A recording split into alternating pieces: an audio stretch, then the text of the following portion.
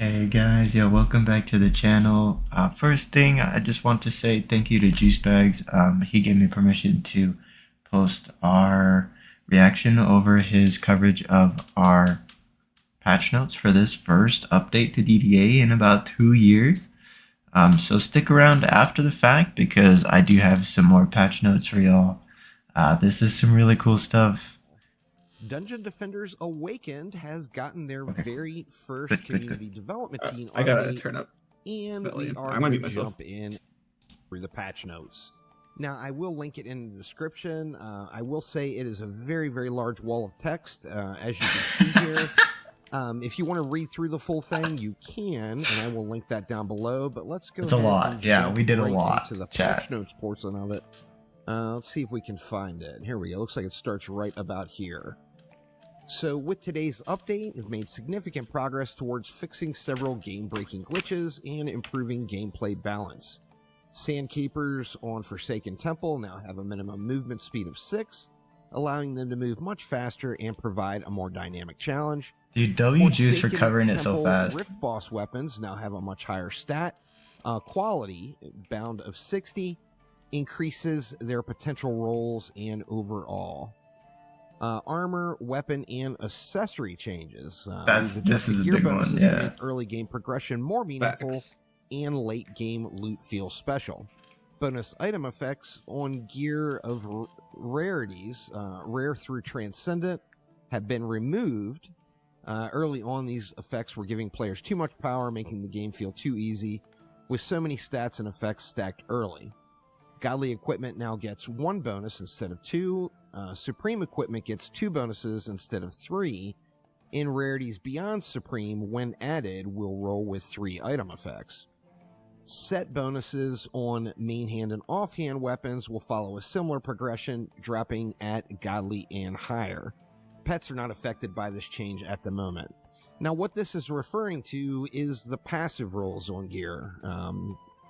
The 3 or 2 or 3 or whatever passive rolls that you had up at the top have been rebalanced, which, you know, that is quite understandable considering the level of power that they did bring into the game.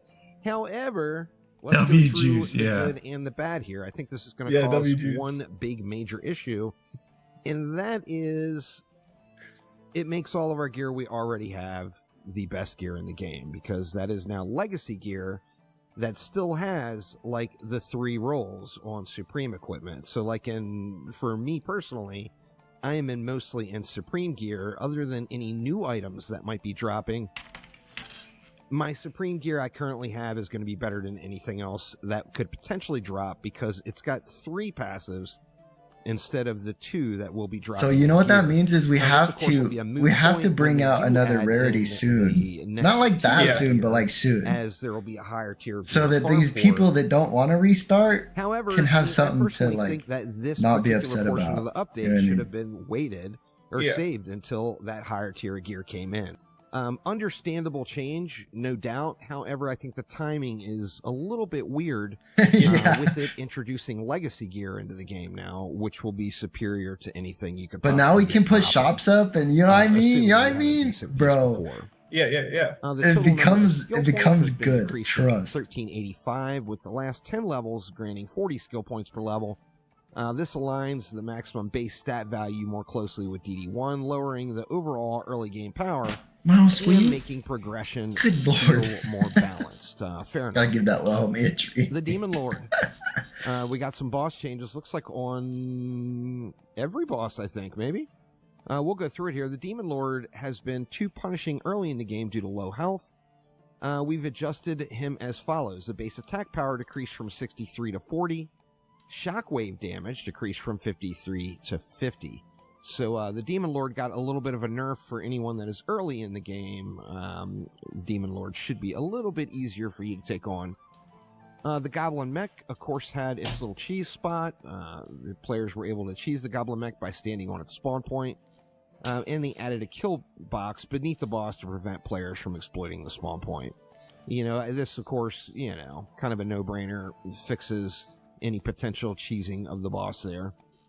The Ancient Dragon Mana Bomb now hits the Ancient Dragon. The timing being to be weird honest with the you, I've never actually tried to use Mana accessories. Bomb on the Ancient Dude, Dragon, so ew! Fun. So many people don't even know about that. What? I swear I'm the only person. That makes me Pause. sick, dude. Listen to this again. beneath the boss to prevent players What? from exploiting the spawn point. You know, this, of course, you know, kind of a no-brainer, fixes any potential cheesing of the boss there. This The right here. Ancient Dragon Mana Bomb now hits the Ancient Dragon. To be honest with you, I've never actually tried to use Mana dead, Bomb bro. on the Ancient Dragon, so I'm I didn't dead. realize that was even a thing. But good to see that Mana Bomb is now working in there. A little typo there. Lichen King. The Lichen King fight has been reworked to feel challenging and rewarding for the first piece of Arcanist gear and some of the best weapons in the game. Changes include fix the stuck and kill exploit. Previously, if you got the Lichen King stuck in the terrain or whatever, he would just auto kill, or you'd be able to automatically kill him. The world first Lichen King kill was actually killed by accident with this format, as the Lichen King got stuck in a wall and just instantly died. Increased damage reduction during the howling state by 500%. Disabled player collision with the boss to prevent throwing him under the map. Increased movement speed in the lured state from 1.25 to 5, and in fleeing state from 1 to 8. This is an awesome change right here. Yeah, dude. Whole fight up. Increased damage resistance while fleeing from negative 75 to negative 0.95. Yep, he's happy about it. I love it. Damage is now multiplicative with a 2.5 scalar. Attack rate buff increased by 50%. Buff duration increased from 5 seconds to 17.5 seconds. Damage reduction from player attacks is at 50%. Movement speed buff is 1000%. The boss stun mechanics now allow the player to deal 50% more damage. Stalking mode adjustments, movement speed increased by 50%. Stalking swipe cooldown reduced from 3 seconds to 2 seconds. Single swipe cooldown coefficient decreased from 1 to 0.95. He's getting all of it, now dude. applies The poison Lichen King dots, kicks that butt. disappear in the lured state. Yeah. The bomb timer is increased to 15 seconds from 25 seconds and updated the UI. And then there's a new gemstone, the Laspis gemstone. We'll get into those Laspis, later. bro, come on. That drop as in survival and I would assume mixed mode as well. This should make the Lichen King fight a lot more engaging for sure. This is probably, I mean, for me personally, this was my most farmed map without a doubt in the game. It had some really good rune drops, and additionally, it had the Arcanist gear, so it had great weapons, rune drops, the great Arcanist weapons, gear, and fantastic the only runes. Arcanist piece that was available. In This the game. map was the only Now, map I that haven't everyone jumped in and played, bro. through any of these maps again yet, which I definitely will. However, very curious to see on that one. On the Dune Eater, or Forsaken Temple map, has been reworked for a more rewarding experience. Added Arcanist gloves to the end loot chest of survival and mixed mode. So Arcanist gloves, of course, are going to give you that, I believe it's number 2 slot as a fusion piece of gear. So new Arcanist piece added in. Added a Topaz gemstone pet to the survival reward loot table. Players can no longer target the Dune Eater while it's under the lake, forcing proper gameplay, blowing him up when he's down below. Then there was some defense changes in the game. The healing aura has been significantly improved. Healing output increased by a factor of 8, making it a much stronger choice for the Lichen King fight and other challenging encounters. I was actually, periodically, I would use a healing aura with the remaining DU that was left over. Healing aura is a good thing, so nice to see it got a little buff, as it was a little bit underwhelming in the past. Guardian changes. The Guardian has been rebalanced to make Divine Protection more tactical and engaging. Cooldown on Divine Protection is increased to 7 seconds, up from 1. That Divine Protection Gotta take off, dude. 25 Yo, I appreciate it. mana per second, up from 16. While active, the Guardian now takes 25% of the damage that allies inside the circle receive, So a little benefit there for playing in a group. The Shield Slam maximum range was increased from 500 to 1,000. The Shield Slam maximum charge time is now 0.5 seconds. The cooldown is 2 seconds. The damage scalar itself was increased from 1 to 2.5. And then it now applies a 4-second stun. So Shield Slam, if you like playing on an active Guardian, will certainly be something you're going to want to look at. The Warden changes. The Warden has received a series of improvements to make their abilities feel faster and more rewarding. Sprout cooldown was reduced from 5 seconds to 3 seconds. The Sprout damage coefficient is increased from 1 to 2.5. Sprout pickup range increased That's actually kind of from insane. 300 to 750. The Sprout cast time is reduced from 3 seconds to 1.5. Pure Sprout now applies a 15% buff to the player when picked up. Wrath Sprout now doubles player speed, increasing damage by 35% holy and giving shit, 15% dude. damage resist. I didn't know that was even Shroom a Circle's difference. max range is increased from 1,000 to 5,000 range units. I didn't know that. Shroom Holy Circle's crap! cooldown is reduced to 7 seconds. Shroom Circle 20 to wrath 7. damage coefficient was increased from 1 to 1.5. Coefficient doubled when Wrath Stun is active. Sludge damage coefficient increased to 1. Sludge slow duration increased to 3.5 seconds. Summoner Yo, this changes. is Pet crazy, Boost bro. had its coefficient increased from 1 to 1.5. This is crazy, bro. Now, I'm not really sure exactly what that means. Hold on. What did he just say? What does it not mean? Sludge damage coefficient increased to 1. What was that? Sludge slow duration Or the increased to sludge 3.5 slow seconds. duration. Summoner changes. Pet Boost had its coefficient increased from 1 to 1.5. Now, I'm not really sure exactly what that means. The Summoner Pet Boost was ridiculously busted before. It's just crazy, crazy powerful. So is this making it stronger? Or is this making it weaker? I'm not really sure. If it got... The pet boost had its coefficient increased? Yeah. What does that mean? Yeah. It makes it stronger. Not nerfed, I can understand it. If it got buffed, it's going to be even more of a beast than it already was. Rogue That's changes. awesome. The stealth buff post multiplicative additive bonus decreased to 0.1, down from 0.2. Rip state damage coefficient decreased from 1 to 0.75. And then pets. Major focus of this update is pets. I mean, Tato, Many new pets have been added. What's up? It is buffed to be viable for boss fights. Like what I was saying. Yeah, 100%. For players to collect, and existing pets will be rebalanced Exactly. in future Blue gets updates. it. Highlights include, and here's the new ones, the Laspis gemstone added to the Act 4 survival reward, the Lycan King map. This buff pet is similar to the Obsidian gemstone, but provides a small reduction to enemy damage for a short duration. So if you want to play tank and spank, you got a new pet to play around with there, the Laspis gemstone.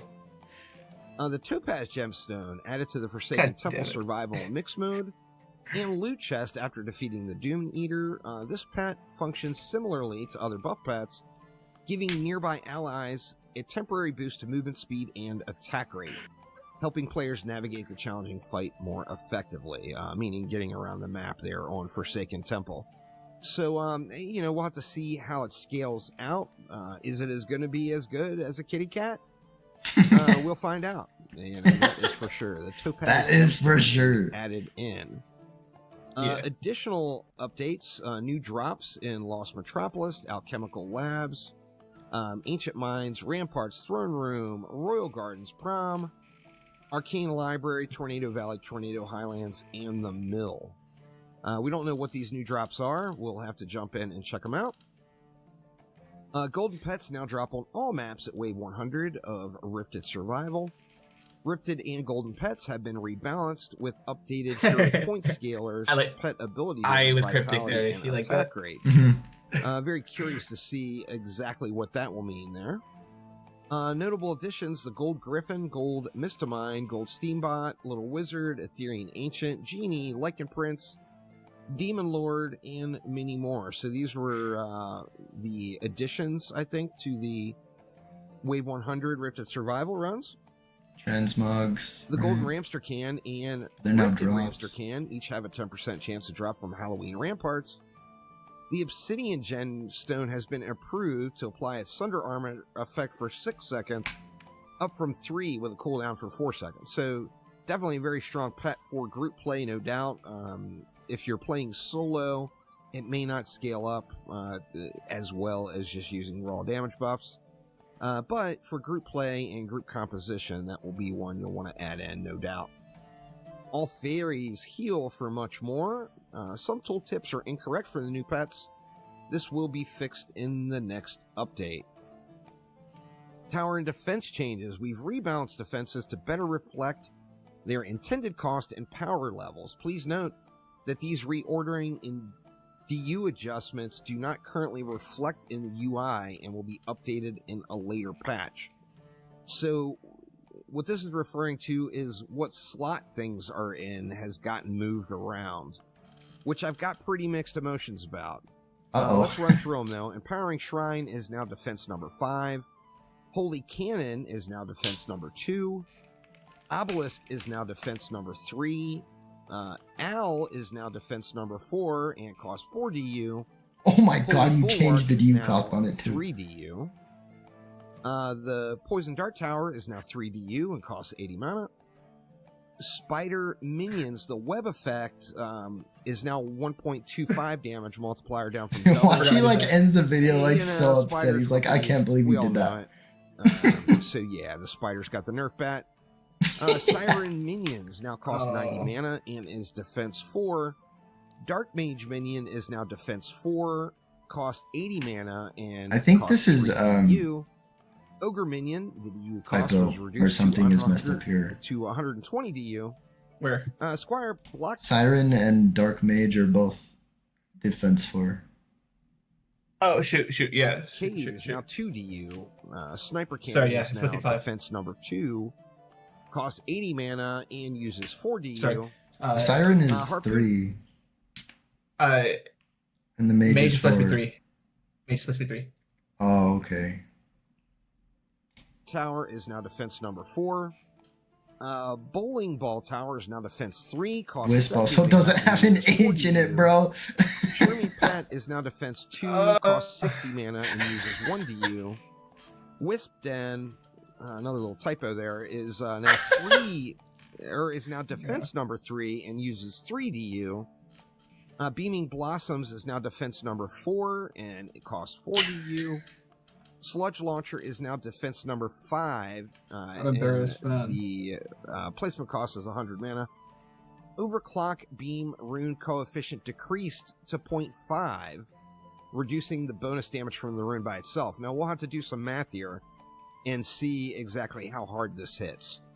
This may make it so you don't want to use this anymore, which although admittedly it was ridiculously busted as far as its Yeah, crazy it power was, level, dude. one of the cool things about that rune is it changed the way you played the game. Instead of just stacking everything on one buff beam, it rewarded you for placing multiple smaller stacks of various things. Like I said, we'll have to get in and do a little bit of math. Oh, shit. Now, as far as these defense unit changes, the thing that really stands out at me is why move defenses to different slots. Now, I haven't jumped in and looked at it yet, but is this not going to brick our current fusion gear setups? Like, for example... Yeah, it does. I definitely had Beaming Blossoms set up as fusion. It's now in defense 4. Does that mean I need to swap gear around now to match up with the appropriate slot of the defense? Not really sure. We'll have to jump in and get some time in the game to check it out to see.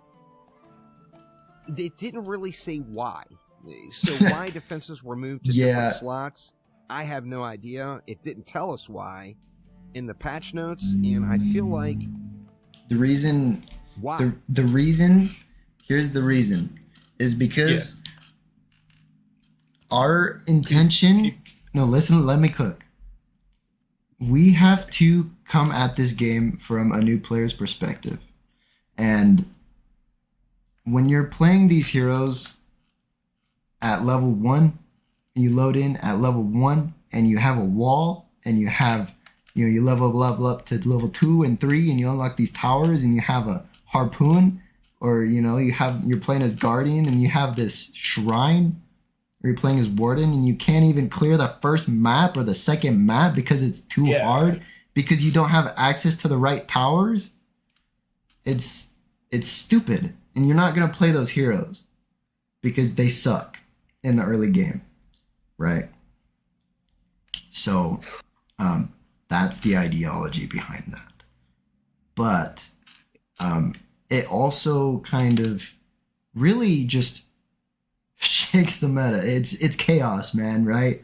It's fun. Yeah. So, like, good luck. Yeah. I'm like, I know you guys will be upset. I will personally eat that. That was my choice. Tato had nothing to do with that. I wish the UI reflected high key, but we'll fix that. I'm gonna fix the UI. I promise that. Promise it again. I mean, that's just my only question is why. And if this is going to change, there was characters there, and there was towers that were just 3,000 not plus used hours. at all. You stop talking. I'm trying to finish this. Oh, sorry. Defenders Awakened. I've got characters fairly dialed in. Does this brick all my builds? It doesn't brick your builds. As far as builder sets go, I'm not really sure, and I don't want to draw any conclusions quite yet. I'll have to jump in game and check it out a little bit. That is the main thing that stands out with me. Just move gear. That's literally it. In conclusion, with today's update, we're excited to introduce the developers, share a glimpse of what's ahead. This update marks the first of many. Dude, imagine he's like, how-to for pushing build live. New era for the game, DDA. Wow, these new people, blah, blah, blah. Excite you and invite you to join us. I mean, the main thing that excites me is it is an update for Dungeon Defenders Awakened, which basically, has obviously been put on the back burner for, a year plus now. 2 years, man. So there is a CDT in place. They are empowered to be able to get things done, and they're working on it. This part of the wall of text up here was introductions. For those that don't know, Cool Gamer and Tato are the two members of the CDT, so hats off to those guys for giving up a bunch of their personal time to make some improvements to Dungeon Defenders Awakened. I'm excited to see an update. Like I said, I got mixed emotions on some of the stuff. Some of it's kind of a no-brainer. Some of it's a why would you do this? And then, although I understand why those passives on gear were changed, I feel like splitting it up into two groups of players with legacy gear, players without legacy gear, I don't ever think is a good thing in any game. And that's what we currently have in Dungeon Defenders Awakened. Now, this update is on Steam only. It's going to take the community development team a little bit of time to get things dialed in. No, we're going to fix it. As far as... We're going to fix it. What? Oh, yeah. So here's the thing about quote-unquote legacy gear, right?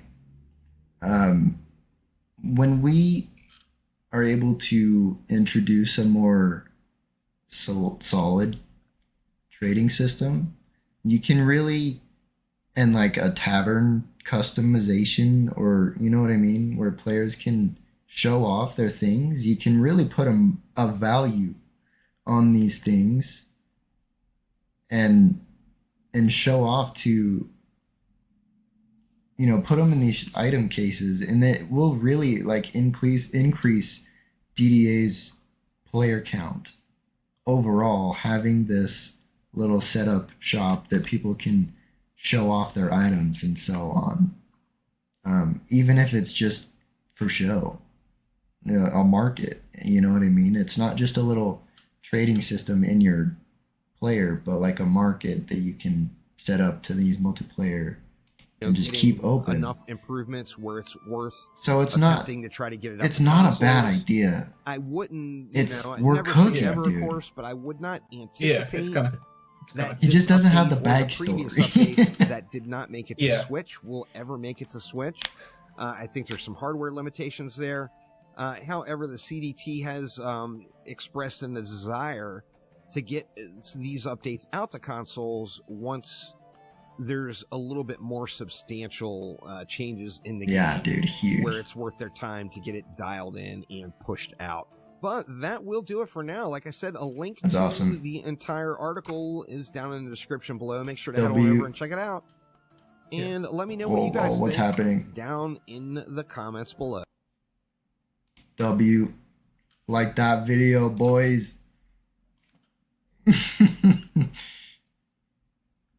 51 already, yo. He's cooking. That's crazy. Yo, alright. Thanks again for Juice for letting me use that. But that was just our first patch. Just a week later, now we've got some more stuff. So I'm gonna take it from here and show y'all what else we've been cooking. First off, we addressed the anti-cheat system not allowing players into online matches regarding some of our changes from the prior patch. So that was just something that we couldn't have even seen coming.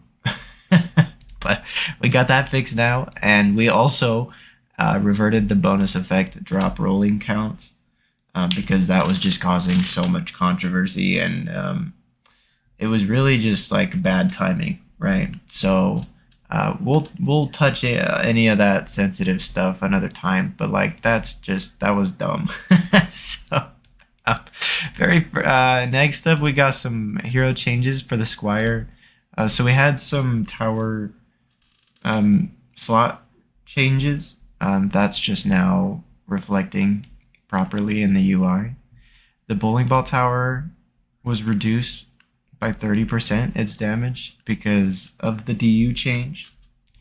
We had the sniper cannon damage decreased by another 5% there because I think it was also had a DU change there. The Apprentice here, the Arcane Blast rune had a damage coefficient increase, so this rune has a little bit more infliction to use. That might be worth checking out. The mana bomb cooldown went from 20 seconds down to 12 seconds, so you'll be able to see a little bit more mana bomb spamming. Hopefully this gives some more incentive to DPS with Apprentice. For the Warden, again, now the input bindings correctly reflect the tower changes. We gave some buffs to the Wrath ability, so now this also gives the hero itself a 25% melee damage increase. Previously, it just applied to the pet, but now the hero's doing a little more, so the Wrath is also giving a Warden a 10% speed movement increase. For Roots of Purity, Wrath is now giving a 25% boost in armor, up from 15% here. The Wrath damage on the Roots of Purity was also increased by 25%. The Shroomy Pit's Wrath damage was also increased by 25%. So this will definitely influence some more active play for the Warden. The Guardian's towers now also correctly reflect the Divine Judgment rune. This is for the smite ability, right? Stun lasts for 1.25 seconds and has a maximum of 2 stacks. So you can be spamming this ability and be stunning an enemy for almost 3 seconds. The Guardian also takes 75% damage from nearby heroes during Divine Protection. This is to reflect that the Guardian is actually protecting those heroes and not just they're not just becoming invincible, right? So there is some drawback on the Guardian protecting other heroes. For some weapons in Act 5, the boss weapons were not really worth playing for. So we've tried to influence their play. For the Obsidian Sword, we increased the hero stat scalars by a 1.0. Increased the damage scalar by 10 points, the knockback scalar of 0.05, given an increased attack rate max by 0.2. Crit chance scalar increased by 0.1. A crit bonus scalar increased by 5. That's nuts, dude. The obsidian staff for the apprentice increased the hero stat scalars by 0.5. Increased the damage scalar by 10 points. Increased the projectile roll count scalar from 0.2 to 0.4. So this will just give a more common projectile roll count of the maximum, which on the staff is 5. So more commonly, you'll see the apprentice staff roll with 5 projectiles instead of like 2 or 3. Also added a knockback scalar of 0.0505. The obsidian polearm increased the hero stat scalars from 2.5 to 3.5. Increased the weapon damage scalar from 33 to 50. Crit chance scalar plus 0.1. Crit bonus scalar plus 0.1. Got the bonus maximum scalar increased from 25 to 40. For the obsidian bow, this weapon used to roll with 3 projectiles. It rolls with 5 now. And the attack rate maximum was subtracted by 0.1. And it was given a knockback of 0.05.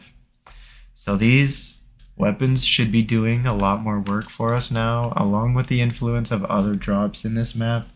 Hopefully these are able to be picked up and used for some other fights and stuff in the game. But if not, then we can always increase some of these stat numbers. So let's look at some pets right now, because this is, again, another big influence for us here. The topaz gemstone is functioning properly. The skeletal mesh was replaced with a proper gemstone. The lapis gemstone now applies the correct status effect, making them deal less damage. It was previously just like giving enemies armor and making them invincible. It's so busted, but it's working now. With the Mist of Mine, so we added a Rift variant to the Ancient Mines drop table, in Rifted, of course, right? So check this out. The Rift variant has a 40% cast rate bonus on it to the hero and a 40% move speed reduction. And the Gold variant has a 50% cast rate bonus and a 50% move speed reduction. The normal variant being 30% cast rate and 30% move speed reduction. And all of these have increasing hero stat scalars per variant, so Gold being the best, but having the drawback of the 50% move speed. Some heroes can just negate that, like the Rogue, but definitely go pick up some gold pets there, right? So now this next part is huge. We have corgis in drop tables, fellas. This is crazy. Okay, with permissions we've been given, we've added all sorts of corgi pets into drop tables of survival. Starting with the normal drops occurring at survival 250 plus, currently only dropping in massacre difficulty with the hardcore and the bonus wave toggles. So if you're not playing in hardcore difficulty, or you're not using any sort of bonus difficulty, you won't see these corgi drops. We can adjust this, but this is how it is for right now. These corgi pets are dropping in all maps right now. In survival at 250, right? But it has to be on massacre, and it has to be on hardcore using a bonus wave. In all maps. This is awesome. So you can play any map you want to. We've decided that this unique pet should provide the player with an extra jump, right? So we don't have anything like this in the game right now. And we think that this is really just a unique thing that the corgis can be tied to, that everyone can be happy about, right? So right now, the base corgis will be giving the player an extra jump. So we have the base and the Rift corgi, providing the hero with 10% versatility, a 40% cast rate, and hero scalars of 2.75. The Rift Corgi will give the hero an additional 5% Rift armor. And then here we've got a fighting Corgi. He's got a little cowboy hat. This one provides the hero with a 15% weapon crit chance, hero scalars of 2.8, and then the extra jump.